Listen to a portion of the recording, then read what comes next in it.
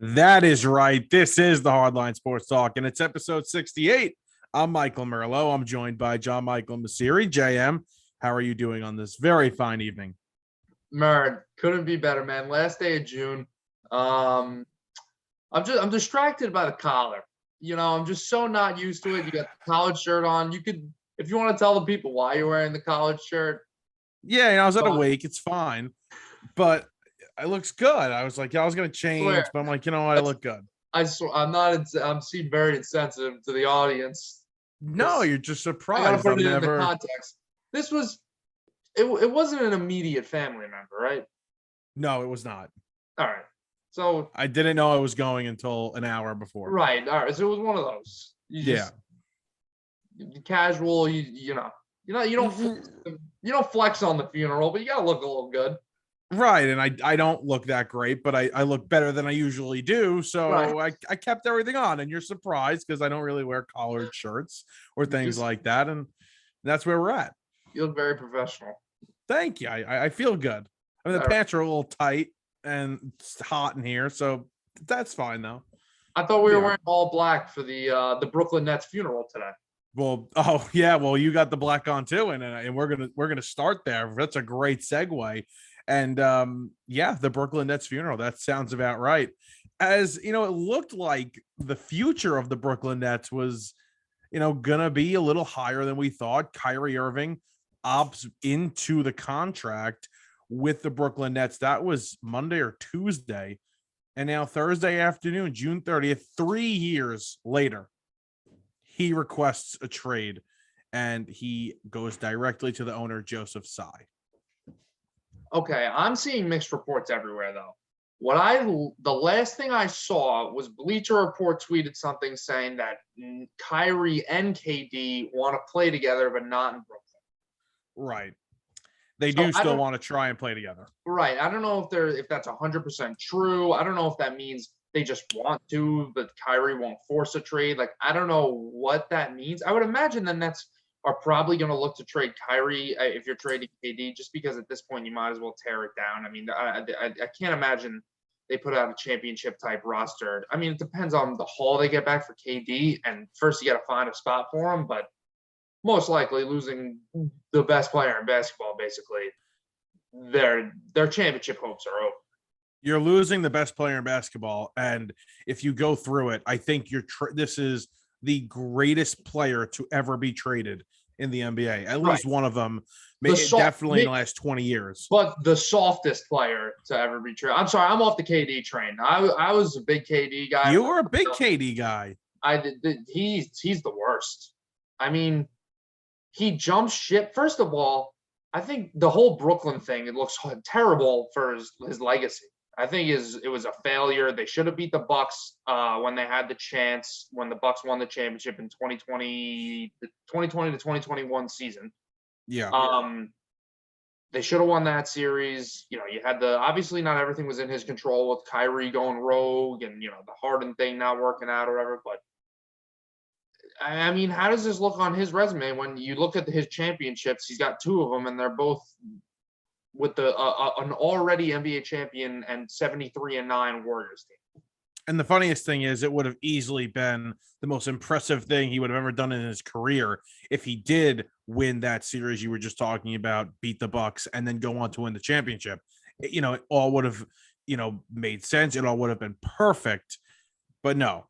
Like you said, Harden was hurt. He was playing on one leg. Kyrie was not playing. He was hurt. And Durant was banged up during that year a little bit too. And either way, you hit it right on the head. It's soft. It was a complete failure. And it's really amazing. 3 years to the day. He only played 2 seasons. And again, missed time in both of the seasons he played in. But it's like, I got a question for you. Yeah. KD, let's say he gets traded to the Heat, right? Yeah. And they go out and they win the championship next year. Yeah. Are people going to be saying, "Oh, KD finally did it. He won a championship. He took a team to a championship"? Because in my eyes, like, no, they went to the championship 2 years ago, 3 years ago, whatever it was.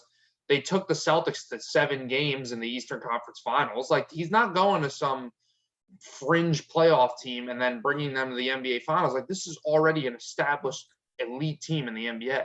Yeah, right. It depends on where he goes. And by the way, the Nets have full control of where both of them go. I mean, I don't think Durant has a trade clause. I don't think Kyrie does. So they have full control. But you're right. If he goes to Miami, if he goes to Boston, if he goes to Phoenix, that's the other team rumored. That's not bringing them to a champion. It's not winning them a championship. They were a championship caliber team already. You know where he should go? And I don't know, if this team has the capital to put a trade together or whatever, but just in hypothetical terms, I think he should go to Portland. I keep saying that. I think it's perfect. You have Damian Lillard, who everybody makes fun of because he always wants to do it the gritty way or whatever, the old-fashioned way, and the guy never makes it far at all in the playoffs. I mean, the closest he's gotten to is a Western Conference Finals that he didn't really have a chance in. So why don't you go team up with Dame and see what you guys could do together? Maybe you could both erase your annoying narratives. I mean, I know the players don't really care. I mean, some guys do more than others. I think KD acts like he doesn't care, but I think he actually really cares. Oh, he is so thin-skinned. I mean, and he sees everything. He sees everything written about him, said about him. How can you say that players don't hate those narratives or listen to those narratives when you have Draymond Green and Clay and all these guys on the Warriors coming out after they win the finals and calling people out and retweeting old tweets and stuff? Like, these guys hear things. They don't just, it's not just in one ear out the other. Like, they keep track. Basketball's so weird because you get so close to you could get so close to these players, right? You sit courtside, you sit at an NBA game, you're so close to them, you could feel them. And it almost feels like whatever these people say within the media, it is so much louder. It really, in any other sport, baseball, football, you don't really see it as much as players care so much about what others say. I don't know if that's just the way the makeup of the players are. They're just softer, but it is funny that it's like a perfect correlation. You can get so close to the players and the players hear absolutely everything and they do care. Most of them care. And Kevin Durant is one of them. He's the softest player. He's one of the most thin-skinned players I've seen in a very long time. You got to stop saying soft. Why? What's the problem? I have an immature brain. So you KD on one hand, yes. Now with Kyrie, first of all, I'm confused. I imagine Kyrie wasn't just completely blindsided by this. Like, I don't know what him and KD's relationship is like. I'm sure it's had its ups and downs, but I would imagine he knew that KD wanted it. So this is what I think. Go ahead. And I'm not gonna lie to you. It's June 30th. When people listen to this, it'll be July. I believe that there is still a chance they play for the Nets. I think that this is all because the Nets played so hard. You were so hard on Kyrie and how they did not want to give him a long-term contract. And rightfully so, right? Me and you would say, oh, I would never give this guy a long-term contract. He's not trustworthy. But Kevin there was a report out there. He had not spoken to the Nets at all when Kyrie opted in all week, hasn't spoken to the Nets. He's sticking up for his guy here, and he was just watching from afar. Let's see how they handle this. And they didn't handle it well in Kevin's mind. And when you do have to put up with these star players, and it's such a player-driven league, the Nets probably should have said, you know what? We got to keep this guy happy. Keeping him happy means Kyrie Irving. Why not? So you think that KD is going to want to stay now because they kept Kyrie? I think that if they can rewrite their wrongs and say, you know what, Kyrie, if this is what it's about, if it is about the fact that they didn't give Kyrie Irving a long-term contract, they say, you know what, Kyrie, we're sorry. They go back, they rewrite their wrongs, they give him a long-term contract. I think there's a chance that they can. So they extend him on his current contract. Right. Because he had to opt in. No matter what, Kyrie had to opt into that contract because he would have lost a ton of money if he didn't. I don't know. He would have been like a mid-level exception to sign with another team. Is KD, so he was going to lose $30 million.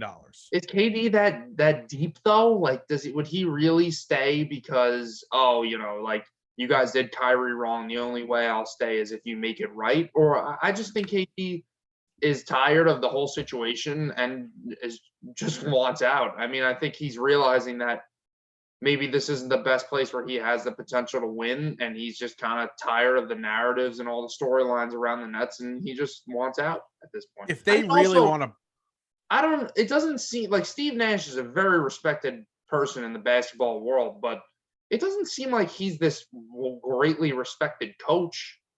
he sucks. I mean, Kyrie's holding his own practices, for God's sake. Yeah, Steve Nash is not a good coach, and whatever happens in this situation, I felt like this after watching the playoffs, he should have been fired. But if they leave, he should be fired. There's no reason for him to be here. But I forgot what I was gonna say. I don't know. I think if this is what I want to say, if they're gonna want to play together, I think their best chance is gonna be here because the Nets are not going to accommodate the both of them if they do go along and trade them. They're not going to trade them together. They're not going to trade them to the same team. All right, so do me a favor. Let's stop thinking rationally and let's do what all sports fans do, and let's just get hypothetical and fun here. All right. Okay? So let's say they do trade the both of them, which I don't think that's like impossible. I think it's very unlikely that they're in the same trade together. But let's say they are. I saw a potential trade package on Twitter today. You know, like that like ESPN thing that's like you put it in and it has a formula for like salary caps and player value. The trade machine. Right. It'll tell you if it's a fair trade or not. So yeah, I don't remember exactly. I could try to find it, but basically the trade was the Nuggets get KD and Kyrie, and the Nets get back Jamal Murray, Michael Porter, like 2 role players, and like a 2024 first round pick and a 2026 first round pick, and like maybe one other asset. Okay. First of all, if I'm a Nets fan, I love that trade. I hate it, but okay. Jamal Murray and Michael Porter are 2 great players in the league. I mean, they're not MVP candidates, but especially Porter looks like he's going to be fantastic. He already is a great player, but it looks like he'll probably get even better. But how sick would that be if the Nuggets – I think that might be the greatest big 3 we've ever seen if that were to, in some magical world, happen. Jokic, KD, and Kyrie? It could be. I think it could be. I don't think that's possible. I don't think the Nets would ever accept a trade like that. But, yeah, they're also going to want to get all their picks back that they traded for Harden. See, I was going to say, though, you look at the way the NBA has gone over history. Yeah. You really think that KD, I mean, not KD, they're going to want picks instead of proven young talent? They're going to want both, especially if they're trading both of them. So in both trades, they will get young talent, young stars, in my opinion, like Tyrese Maxey's of the world, Tyler Heroes, Bam Adebayo's of the world, that they can build around and, sell to their fans.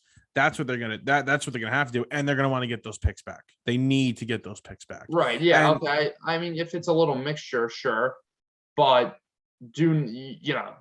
I think if the Nets trade them and they get just a haul of picks back and nothing really, like some role players, but nothing really that stands out in terms of talent in the league right now, no way. No, they should not do that. They need to get a legit proven young guy back. 100%. And now there's this report out there that Kyrie Irving's forcing himself to the Lakers. Why? Which what goes on in these guys' brains? He literally left Cleveland, forced himself out of Cleveland because he wanted to win without LeBron. He hasn't won without LeBron, so now he's basically just saying, like, never mind, I actually want to win with LeBron. I can't win. And AD. And that's one thing about KD, that he's so soft, and that's why I'm getting pissed off at KD in general, and I'm not even a Nets fan. We want to say KD's a top 10 player in NBA history, which I think higher, but yeah. I think when you just look at talent, raw skill, I think, like, no doubt he's on that list. Yep. But when you want to combine everything like legacy, demeanor, whatever, everything that ties into that, you want to be called a top 10 player and you can't win for something that you created. You have to jump on everybody's ship. You can't say, come play with me. Why don't these guys come play with me? Come win with me. Not, oh, I'm gonna go win with Steph. I'm gonna go try to win with Kyrie. I'm gonna go try to win with LeBron or wherever the hell his next team he's gonna go to.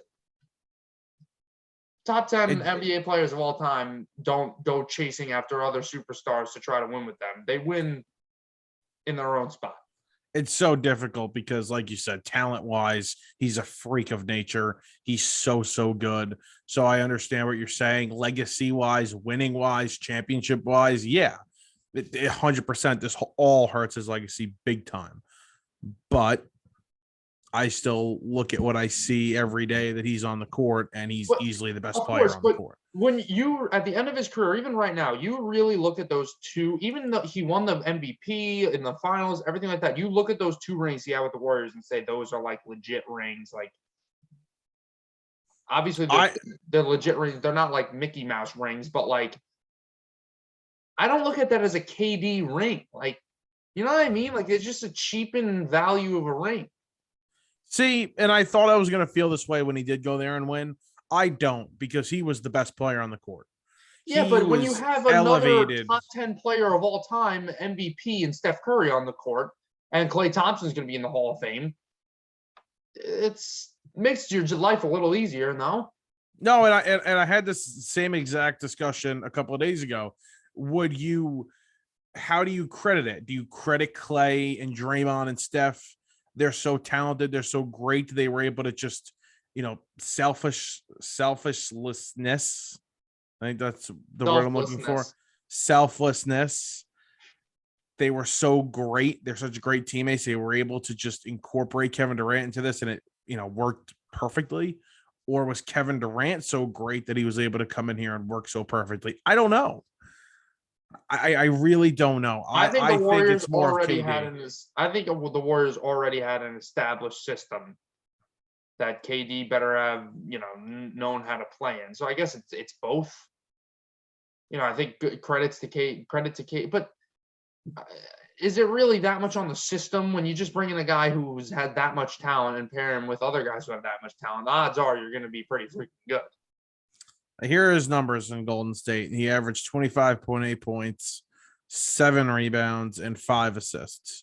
That's his lowest point total, lower than when he was with OKC, lower in Brooklyn. Yeah. And he was, he was fantastic last season. He was great the year before. One of his best seasons, really. Yeah, short amount of games, but he was so good last year. Averaged 30 points. And there's no doubt he's a great player, obviously. He's unbelievable. But I just feel like the way he's gone about his legacy, like LeBron saved his legacy. When he went to Miami, a lot of people, were giving him problems for that, for just join the big three. And then he said, you know what? I'm going to go back to Cleveland in this mess and fix it. And he did. He won, he beat the greatest regular season basketball team of all time, won a dynasty, the Warriors. KD, though, I don't see the way I know, like I said, I know he probably doesn't care, but how does he fix his legacy and make it a legit one? By the way, when LeBron played those teams, even when he played KD in that first series, after the Cavs had won, LeBron proved every series that he was the best player on the floor. Oh yeah. But I will say, I think when it's all said and done, I think people might cut him more slack as the years go on, like removed from his retirement. I think that's just what naturally happens. It's what naturally happens. But let's say he does go to Miami, and I, again, like you said, I agree with you that it wouldn't be his venture. It wouldn't be him. But if he does go there and he wins, let's just say they win 2 championships, and now he's got 4, and he wins an MVP in there. You're looking at a guy that's really high on the list. And I know Steph, and listen, I know Steph won before Kevin Durant got there, and he won after Kevin Durant got there, but I would probably put KD slightly ahead of Steph. And I'm a huge Steph Curry fan. I think Curry's better than Magic. Before he won this championship, I think Curry's ahead of Magic. But I that's how highly I think of Kevin Durant. Although, again, this hurts. This hurts a ton. And if he stays and he wins with Brooklyn, it's the first time the AirPod fell out in like a month. Yeah, you had a really if Kevin Durant stays with Brooklyn and finds a way to win this championship, very impressive. Very, very impressive. But I don't know. I don't know what's going to happen. I think there's a real chance that he stays. I think it's as good as gone, honestly. I think it's done. We'll see. I have a weird feeling. It's all way too weird. It's all coming out at the. It's interesting. Yeah. I will believe he is. And listen, I'm not a Nets fan. I'll believe he's gone when I see it. Right. Wait, did you just say you're not a Nets fan? No, I'm not. Oh, you are the worst ever. You're actually horrible. The Nets go on a 5-game winning streak, and you're a Nets fan. You want to go to the game. You're buying a jersey. No, I've announced that I'm no longer a Nets fan. I hated Barclays Center. I didn't see it in the papers. Yeah. No, I'm thinking of joining the Heat. I can't stand you. Do you listen to yourself? Like, do you ever just pause, reflect, and listen to the BS that comes out of your mouth, and you're like, you know what? Maybe I shouldn't say stupid things like this. Yeah, sometimes. You know what? Some people, their name's Knicks fans, and they should think about the stupid things that come out of their mouth. That is when they say, I am a Knicks fan. That's what we're going to talk about next. The New York Knicks have signed Jalen Brunson to a 4-year, $104 million contract. And it got sketchy there for a second because it was reported at like 4 or 5 o'clock before a free agency officially opened that he intended to sign with the Knicks 4 years, $110 million. And then an hour later, Woj tweets, says Brunson's got a meeting with the Knicks in an hour, but he just received an offer from the Mavs for 5 years, $106 million. But no, the Knicks, after the meeting, get him to sign 4 years, 104, and the Knicks finally have their point guard of the future. We hope. I mean, I'm not going to rag on it and say it's a terrible signing because I think Jalen Brunson can play. I mean, he's been getting better every year. But it's just like a move. And I don't know if it makes a lot of sense right now because I think the Knicks have a lot of question marks, and I think there are other ways for them to improve this roster without, spending so much money. And I don't know if this is the right move necessarily. We'll see how it plays out. Definitely doesn't upgrade their defense. I mean, the Knicks, I don't think that's the problem with their team. Obviously, they're a better defensive team than an offensive team, but Brunson, not a great defender. We'll see how he does in Thibodeau's system. Hopefully he doesn't beat him to the ground and try to turn him into a defensive guru, and then all of a sudden the guy can't score, which I could definitely happen.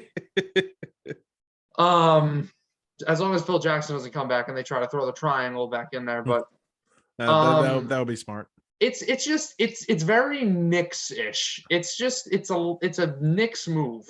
I don't know. It doesn't feel like a move that we're going to reflect back on 4 years from now and say that was a turning point for the Knicks. It doesn't feel like a move that puts you over the edge. It doesn't feel like a move that has a ton of upside. It doesn't feel like the right time. Jalen Brunson, local kid from New Brunswick, New Jersey, went to Villanova. He's going to be 26 when the season starts. Yeah, I mean, you're right. He's gotten better every year of his career. He has played with a superstar right next to a superstar and got better. Listen, he was great in the postseason with Luka, but he played with one of the 5 best players in the league. So you got to think that had something to do with it. He's going to come onto a team now where he's going to be the number 1 floor general, the guy that has the ball in his hands most of the time, him and RJ Barrett. And I just don't, I agree with you. It's such an all right, kind of just sinks you into mediocrity. It just feels like a move that they just made a move to make a move kind of a thing. And it feels like it's the only thing happening, right? Because if they say, we're building with this young core and we're signing Brunson and we're getting somebody else, like, oh, okay, we have a point guard, then we have Barrett, and then you have another legit player. I get that because you want your point guard and you want a young guy. That makes sense. But just Brunson kind of doesn't make sense. It doesn't make them much better, I don't think. I think it'll, maybe they'll win a couple more games, but they're not returning back unless Randall, has last year was an anomaly, and he really is the guy we saw in 2020, which I think is very unlikely. But that's the only way I could really see this team making a big jump next year. I mean, what other ways do they have to improve? Obviously RJ takes a nice step next year, which we're expecting. He had a good year this year, but really takes that next step next year. But besides that, I mean, there's not a lot of room for improvement, I don't think. No, I don't know how much better again Brunson's going to be able to get. This is his last year. It has to be. If they don't make the playoffs, if they don't show you something, it's got to be his last year. And I think it's Leon Rose's last year. If they don't perform well next year, I mean, you never know with the Knicks, and they're not exactly the most competent organization in sports.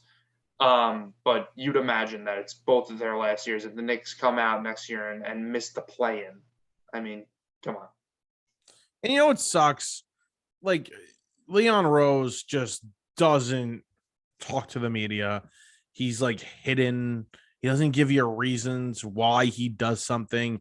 It's just, he is not, I don't know. I don't think he's fit for this job. I don't think he can run a team in New York. I think he's doing people favors at this point. I mean, there's a weird connection to Brunson too. I think there's a really weird, there's some kind of weird connection with Brunson. His dad is I think his dad's being signed to be the assistant coach. Oh, yeah. Something with the agent and Leon Rose knowing each other. Something's fishy about that. That's why I feel like when they always say, like, the thing with Worldwide West, and like, you get these executives that have these connections to agents. I mean, we saw it with freaking Brody Van Wagenen, like, I don't know if I want a GM who has connections to people. Yeah. Because I feel like connections create biases or create favors or whatever. And I want my GM, I don't want him to know anybody. I want him to know I want him to know all the GMs around the league, and that's it. I don't want him to know anybody else. The first move Brody Van Wagenen made was trading for his client Robinson Cano. Yeah. Not a boy. Yeah, I'm not a huge fan of this. You know what else I'm not a huge fan of? What? Bradley Beal going back to the Wizards on a supermax for 5 years. Yeah. Sure, get your money. I'm not going to tell somebody to take money out of their own pocket, but unless they're buying me dinner. But they why stay in a pit of mediocrity like that? Yeah, again, you're going to make your money, but what's the fun in that? What's the just some guys don't care. Some guys really don't care. Just want their money. They want to play and they want to get out. 5 years, $250 million does sound pretty nice, but I know from a where do you want to win and where do you want to play standpoint, I get it. It's the Wizards. I think the Washington Wizards are the definition of like a poverty basketball team. They're not going anywhere anytime soon. And it's weird because it seemed like Beal was like miserable there like 2 years ago. And he was, he's obviously a very good player, and you would want him to go out and join a team like the Lakers or whoever else could use him. Even the Mavericks I saw. But yeah, I don't see why he would want to stay. Besides $251 million. That's it. That's literally the only reason why. And maybe a comfort thing, guys don't like change. And I mean, look at Freddie Freeman right now. But I can't wait to get to that. It's the Washington Wizards. Yeah. I mean, if I came up to you and said you could play for either the Washington Wizards, the Dallas Mavericks, or the Los Angeles Lakers, and gave you what's going on with their situation, the teams, or you could even just take away the teams in general. Just think about like the city and the spotlight and everything. Like the Lakers are obviously a way bigger team than the Wizards. But then I say, well, you go to the Wizards, you get an extra $50 million. You're gonna go. What's an extra 50? What's an extra 50 to him? Right, $50 million is $50 million. I know, but we're not talking a couple $100,000. I know. State tax though. No state tax in Dallas. State tax in DC. Income tax. I mean, I'm sorry. Yeah. What do you think about the whole Supermax thing, though? You like it? Because it doesn't encourage guys to stay. Yes. I mean, I think that's a good thing. Example of it working. I mean, yes and no. Like, I think it's great that Jokic is able to get a contract like that and stay in Denver. I think it's great that, it incentivizes a guy like Giannis to not leave and go to the Golden State or whatever. So Yeah. I think it's fine. I think it works. If you really want out and you want to go compete for a winner, and there are some cases where that's great, then you leave and you leave that money on the table. I would say one thing that's just bothering me in general, and I don't want to be like the get off my lawn guy, but one thing that I don't like where sports is heading is in the NBA and the NFL now, all the time, every season, you're just seeing more and more guys be unhappy and just be like, trade me. Mm-hmm.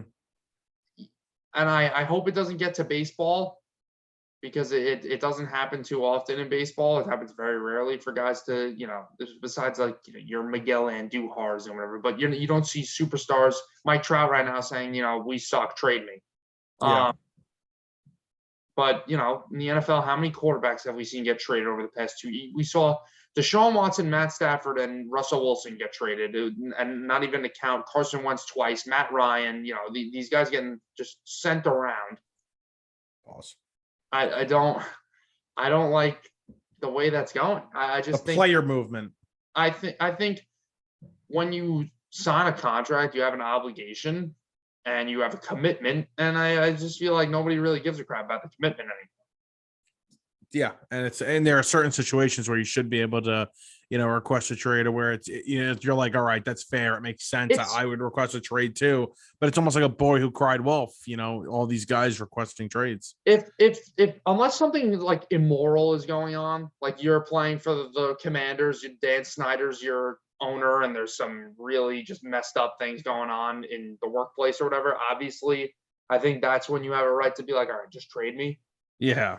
But because things get a little uncomfortable with the team, or the media is ragging on you guys or whatever, and the locker room maybe isn't getting along that well, then you just like trade.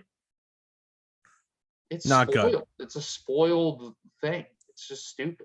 I don't like it. James Harden, speaking of spoiled and disgusting, James Harden is going to meet with the 76ers over the weekend to negotiate his new deal. So he actually declined a player option for like $47 million. And he's going to, rework it so that it's, a little more team friendly. And it's not going to be a long-term deal either.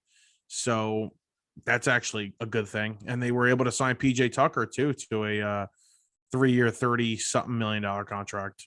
Why do they want to bring him back, Harden? They, listen, you got his boy there. Daryl Morey is going to bring him back. I wouldn't. I really wouldn't. Well, he's heading down. I don't think they have a choice. I think James Harden, first of all, I don't know if he's cursed or he's just doesn't have the drive to be a champion, but I don't think that guy's gonna. He has loser written all over. He's not a winner. Anthony Simmons. Anthony. You're doing so good with names today. I know. He averaged 17 points a game last year, and he just got $100 million. Miles Bridges was about to get a big contract, and then he assaulted a woman or something. Not good. Not good for the program. No. Definitely not good for the program. All right, that's a lot of NBA, I think. That is. That's a ton of NBA. It's hot in the streets right now. It's big time.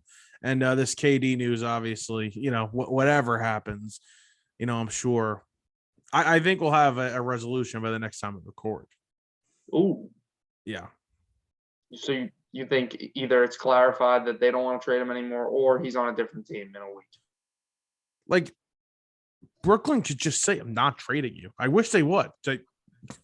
That sucks, Kevin. Right. We ain't trading you. Right. But of course, they're soft and thin-skinned. Sorry, I said it again. And they're not going to. That's all right. That's the way it goes. All right.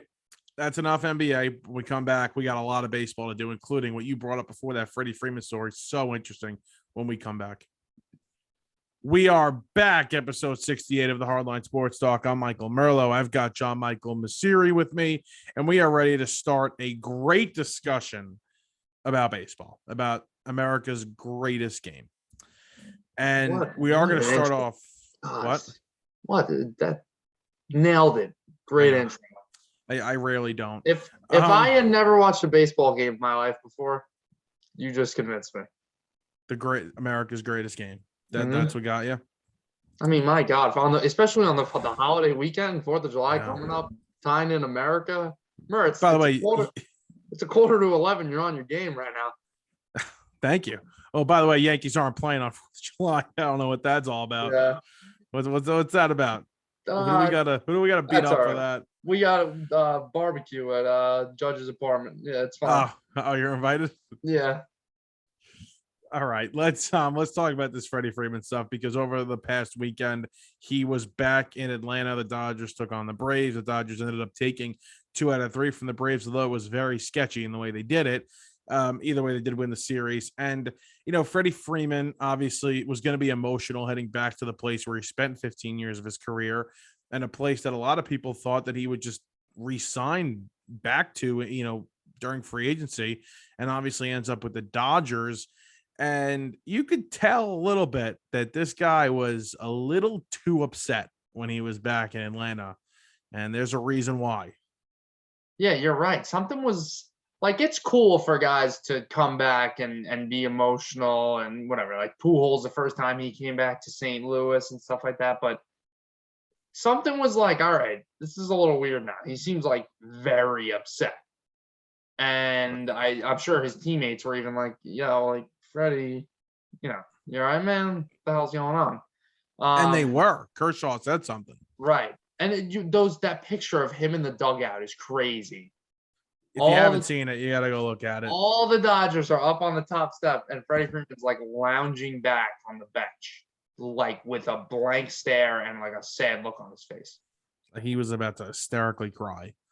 So, I got the tweet right here. Yeah, go ahead. All right. So this is according to Doug Gottlieb, who isn't the most reliable source, but it's been disputed now by the agent of Freddie Freeman, but it doesn't make sense as to why Freeman would just fire him the way they did. So this is what Doug Gottlieb said. This was yesterday on Wednesday. So Casey Close, the agent of Freddie Freeman, former agent of Freddie Freeman, never told Freddie about the Braves' final offer. That is why Freeman fired him. He found out in Atlanta this weekend. It isn't that rare for that to happen in baseball, but it happened. And people close to Freddie Freeman said he would have taken the deal from Atlanta. It was a little bit off of what they were asking for, but they believe he would have just taken it to stay. Now, the agent has responded, and he's a big time agent. This guy, I mean, he represents Kershaw. He represented Jeter for a very long time. So this guy isn't just some small time agent. And he, basically said, "I'm taking legal action. This is not true." La di la di la. But Freddie fired, fired him. Like right. no discussion. Fired him. It's just very strange that there was good faith negotiations between Freddie and the Braves, and then he just figured they didn't have another offer, and the Braves were staying at one number, the Dodgers were staying at another number, and that was much better, obviously, and he just decided to go to the Dodgers. It just doesn't add up that it was that normal of a negotiation. Then he comes back and is that upset. I mean, obviously, some of the Braves told him that, we sent you this offer, and he didn't know that because, like what you just read, apparently the agent didn't tell him, but, you don't know who to believe. It's just the story doesn't really add up when you tie together his emotions and, the contract he signed and everything like that. And remember how this played out. Atlanta traded for Matt Olson. Right. Yeah. Freeman was still on the market when they traded for Olson, correct? Yeah. So it was awkward because they're like, everybody just assumed that he was going back. And then Buster Olney, I remember, said Matt Olson's being traded today. And then 2 seconds later, the Atlanta Braves are trading for Matt Olson. Yeah. And it was just a massive shock. But the way the whole thing played out, you're right. It doesn't make much sense. And it could have been the agent saying, listen, we have a number. If you can't meet this number, this criteria, we aren't even considering you. And maybe Freddie Freeman didn't feel that way. And when he found out the offer over the weekend in Atlanta, he probably said, wow, I would have been back. Where do you think it ties together though, where you think the Braves, like they were just having a normal conversation, Freeman and the GM or whoever he was talking to, and that he was like, "Oh, I can't. I was actually surprised that you never, you didn't take our offer of blah blah blah years for blah blah blah money." And he was like, "Wait, what?" Could have He's it like, came up like, oh, maybe I really missed this place. And "Right." they said, well, you had a chance. We made a good faith offer at the end. And he's like, what good faith offer at the end? Exactly. I He's don't like, know. "What the hell are you talking about?" That explains why he was If so upset all weekend. And if like that I is said, true, then he's that's bad. That's really he bad. spent an uncomfortable amount of time, according to some, in the Braves clubhouse over the weekend. Like But he is genuinely it's upset by it's this. hard for me to believe. I guess maybe this agent really pissed off the Braves and he pissed off both sides of the party. Because it's very hard for me to believe that the Braves didn't come to Freeman for their last offer. They went through the agent. Like unless the agent had just pissed them off so much that the Braves, thought that Freeman was being greedy because of what the agent how he was handling things. So they didn't even want to talk to Freddie. They just told the agent, listen, this is our last offer. Maybe that's how it went. But it's hard for me to believe that with all of this and him getting emotional, how long he played with the team, how the negotiations went. I'm sure the Braves wanted to keep him. Obviously, they offered him a couple contracts. It's hard for me to believe that they didn't have any contact with him before he signed with the Dodgers in that last offer. It's so interesting. So interesting. We'll see how it plays out. I hope this story continues for a very long time. Like I hope this drags on as long as possible. Well, because those are your two biggest competition, basically, too. The Yeah. Dodgers and the Braves. All the controversy in the world. I want Freddie to be so depressed that Oh, would you stop? He's a he great guy. Shut up. requests a trade. Yes, great guy. That he requests a trade back. And what do you think's gonna happen? They're gonna trade Olsen to the Dodgers? Actually, that doesn't help me. Yeah. Met Keller is back. Another great Yeah. player goes. So I don't know. I want chaos. That's all I want. I want chaos. Okay. And speaking of the Dodgers, they haven't looked like the Dodgers this season so far, and it's crazy to say they have the best record in the National League to date right now. They're scoring runs. Their pitching has dealt with a lot of injuries, but they've been very good. 46-28, a run differential of 130. It's weird though, because if you look at the bottom of that lineup, you've got guys like Max Muncy, who has just been awful. Justin Turner has not been the same player. Cody Bellinger has been terrible. I mean, they've been banged up. They have these guys at the bottom of the lineup now, not looking great, with a bottom three like that. The Dodgers to me, I feel like we talked about them a lot. And I think I've said the same exact thing every time they come up is they're gonna be fine.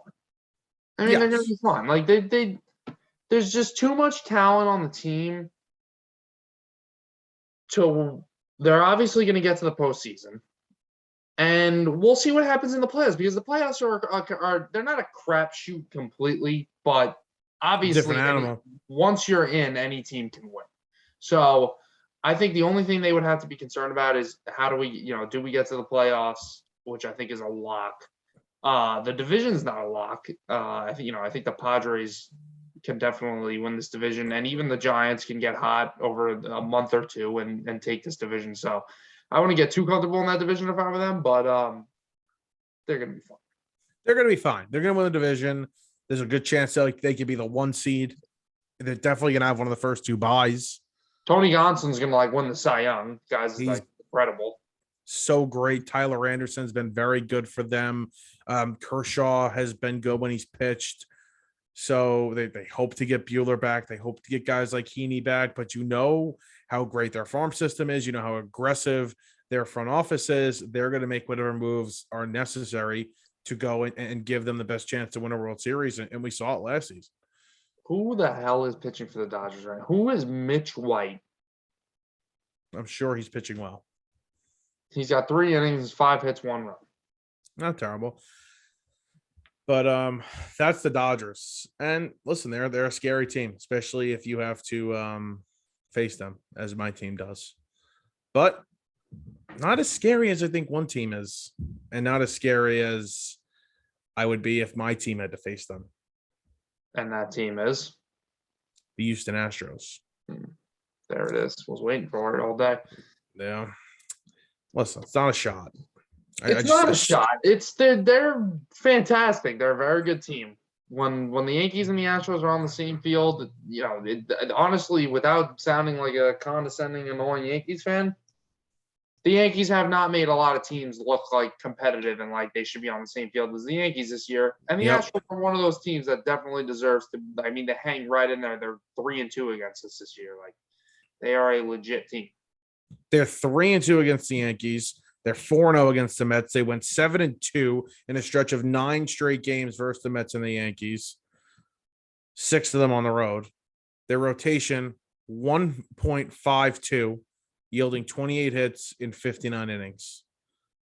And their stats against, you want to talk about whatever against the Mets. The stats against the Yankees, their pitching, that's the most impressive part about this, especially their starting pitching. And they were incredible in these last 9 games, and shut a lot of people up. They lost. It's crazy. They lost Springer and Correa over the past couple of years, and you couldn't even tell. Yeah. By the way, I think this team is better than last season's team. Okay. Yeah. I don't think that's crazy to say. And that team went to the World Series. Right. I think this team is better than last year's team. I didn't even mention Cole either. They lost Cole 2 years ago. Yep. Like they've lost major pieces over the years, and it doesn't seem to bother them. Valdez is an ace in my opinion. Verlander is pitching like the AL Cy Young Award winner. Luis Garcia, the Yankees, saw him tonight. He was really good tonight. Urquidy is pretty good 5-starter to have. McCullers isn't even back yet. So not only do they have elite guys at the top of the rotation, they have depth all around it. Yeah, Valdez is having a fantastic year. He's got guts, that kid. 2.65 ERA. Yeah, he's really. I feel like I'm forgetting somebody too. Am I forgetting? Very ugly man, Framber Valdez. Yeah, not good looking. Not the like handsomest guy I've ever seen. And not like me or you. Yeah, exactly. Who else am I forgetting in that rotation? That's pitching right now. Who did you? Verlander. I said Urquidy, Garcia, Verlander, Valdez. Am I not forgetting anybody? Am I just crazy? Well, that's only 4 starters, no? I know. I want to know who the 5th is. Valdez, Garcia, Urquidy. Christian Javier. Oh, yeah. Who was great against the Yankees and has been pretty good this season. They got depth. That's what they have. They have depth. I think that, listen, is the ALCS just bound to be Yankees Astros? I think it is. This is the thing about the American League. The American League, for the most part, I think is weaker. It is weaker than the National League. But the 2 teams at the top are the 2 best teams in baseball. That's how I look at it. And I don't think there's anything stopping these 2 teams from getting to the ALCS. Can I ask you a question? Nothing. Why do you think it is weaker, though? I think a couple weeks ago, that point is a little more valid than it is now. I think when you look at it, go through teams, sure. I think when you look at it right now, you have the Yankees and the Astros that are 2 extremely strong teams leading their at the top of the list. They're 1-2. Then in the National League, the top 2 is the Dodgers, and I would say the Mets didn't have the greatest month. They're waiting for guys to come back. Mets or Padres. Okay, I agreed. So top 3 teams, you got Mets, Dodgers, Padres. AL, it'd be Yankees, Astros, and then who's that 3rd team? I think that's exactly my point. Boston? Okay, but then Boston. I think when you look at the bottom of it, St. Louis, good team. They got the last wild card in there right now, but right now it's either the Rays or the Guardians. Guardians are playing really well lately. We know, the Rays are in a skid right now, but we know about their history. I think it's pretty similar. And I think the Blue Jays are a little better than what their record says. Their pitching has to come around a little bit, but there's a lot of star power on all those teams. And here's the thing about that. What? I think the Red Sox and the Blue Jays are on like the same kind of level right now. They're like middle, I shouldn't say middle of the road, but they're higher level than a lot of the other teams in the, I think they're better than any team in the Central. They're better than everybody in the West besides the Astros, and they're obviously better than the Rays and the Orioles. Right. But then I look at the Mets, Braves. They're not better than the Mets or the Braves. I don't think they're better than the Brewers or the Cardinals, and they're not better than the Dodgers or the Padres. I think they're probably on the level of the Giants. The thing that confuses me about the National League, though, is I think there's a lot more bad teams in the National League than the American League, yet the records in the American League would tell you otherwise because there's a lot of teams with high win totals in the American League. You know what I mean? Like, it's not as much of a balanced win-loss from top to bottom in the American League as it is in the National League, but I think there's more bad teams in the National League. So there are more there are more bad teams in the National League, but it's not by much. I don't think it's by that much. The White Sox and the Angels are the third and fourth team out of the wild card, and then in the National League it's the Marlins and the Diamondbacks. I think those, the White Sox and the Angels are slightly better teams than those. I think there's a lot of, the Pirates are terrible. The Cubs are awful. The Nationals are awful. The Reds are horrible. Like, a lot of whatever. We could debate all day about whose poop smells worse. I guess I'll use that word to make it kid friendly. But there are 4 terrible teams in the National League, like god awful teams. If they lost 100 games, nobody would be surprised, right? And how many teams are there in the American League? There's 3. There's 3 right now. So you're right. You're right in that sense. I guess you are right in that sense. It's too close. I think there's just great teams, good teams, average teams, and bad teams in every division. And I'll say this. Actually, I don't know if I could say this. I was gonna say, where would I rather my team be in? And I guess having the Mets in the National League, there are a lot of good teams, but there's not one team that is, oh my God, so above everybody else. Right. Like the Mets didn't, have this huge lead over everybody else in the National League. Same thing with the Dodgers, Padres. So I don't know where I'd rather my team. I guess I'd rather my team in the National League. There are better teams in the National League. Okay. I think we should move on. I think so? we're talking in circles now. Let's talk about a couple teams in the National League. How about the Mets and the Braves? This race is interesting. Well, the Braves just got their ass kicked by the Phillies, luckily for you. Yeah, it's about time the Phillies did something productive. That team is such a freaking joke, man. They have a bunch of losers on that team. That's what they have. A bunch of losers.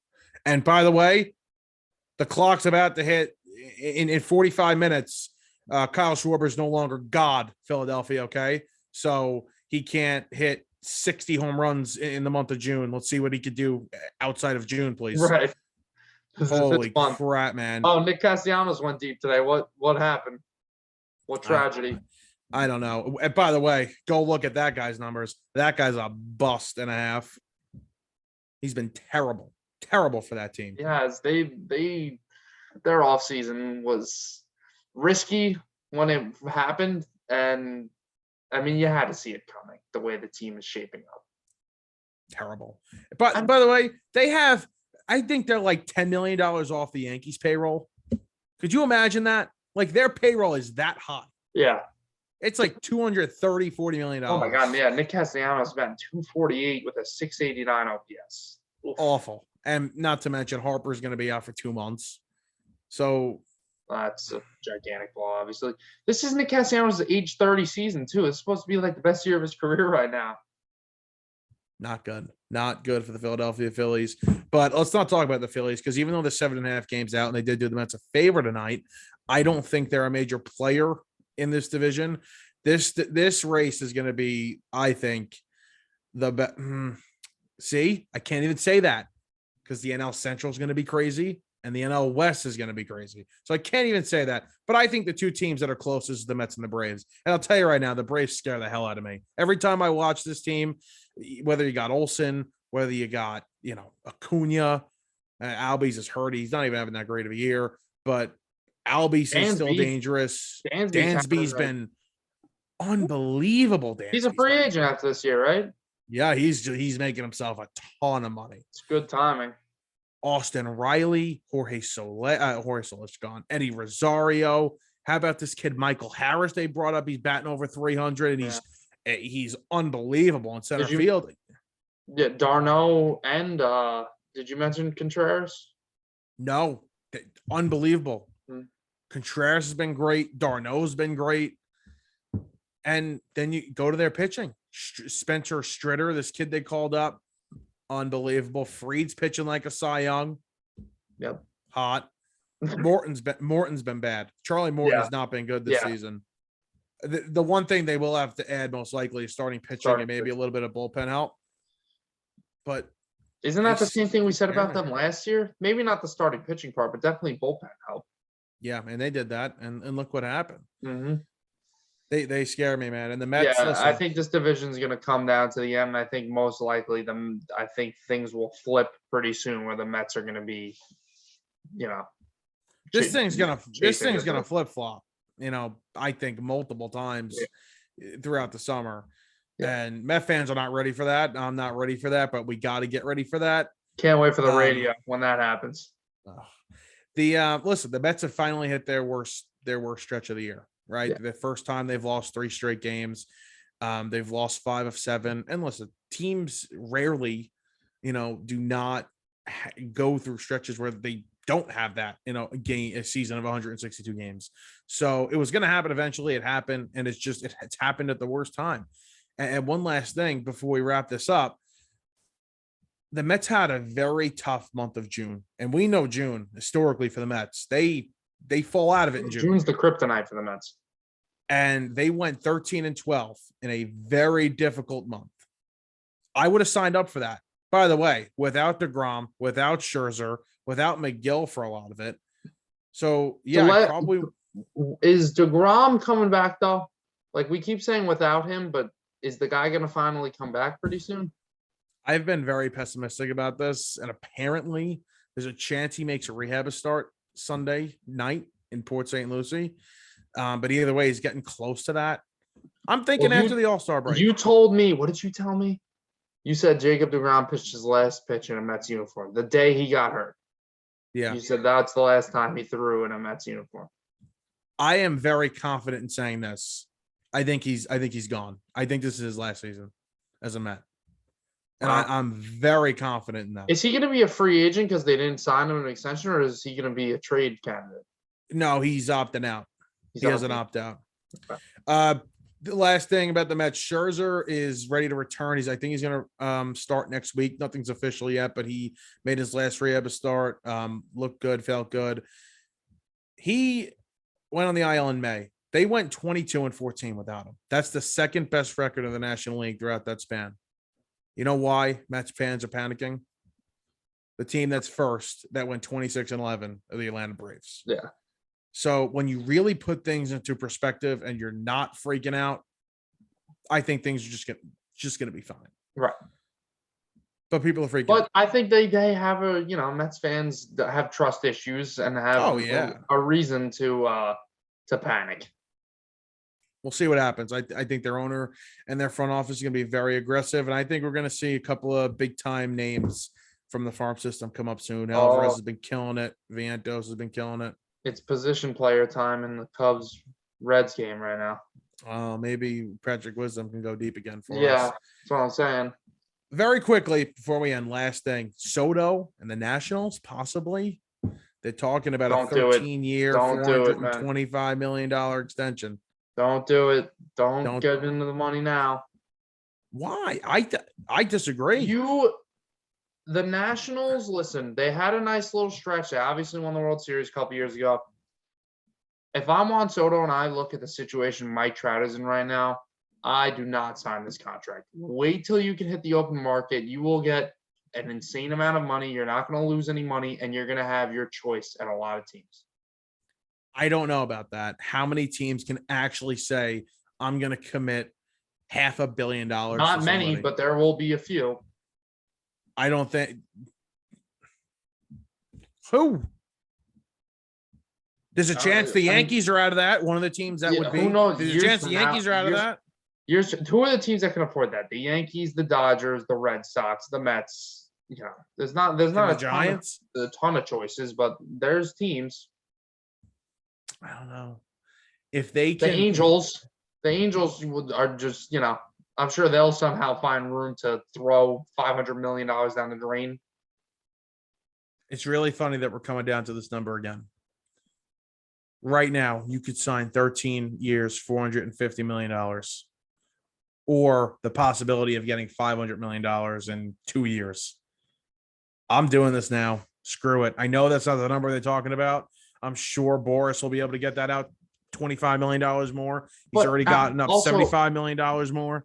Even if you do lose a little bit of money, I know, you want to make the most money you can. You give it to, your kids will be, set for life. But don't you also want to win? Like, maybe you'll lose a couple $50 million, but you'll end up a Dodger or somewhere else. Now we can lose the money. I don't know. I think I don't know what's going to happen. Ownership change with the Nats, though. That is coming. That's going to be very soon. So we'll see what happens, and we're going to see what happens with Judge. We can say this for another time. I think Judge is going to get more money than we even think. I think the numbers that I've been thinking, I think I'm wrong. I think he's in a little slump right now, but he'll be all right. He's still hitting home runs, but his little slump. His OPS just dipped under 1,000. So. Oh God! Sound the alarms. The season's over. MVP off. All right, that's gonna do it for episode 68. We'll talk to you guys next week.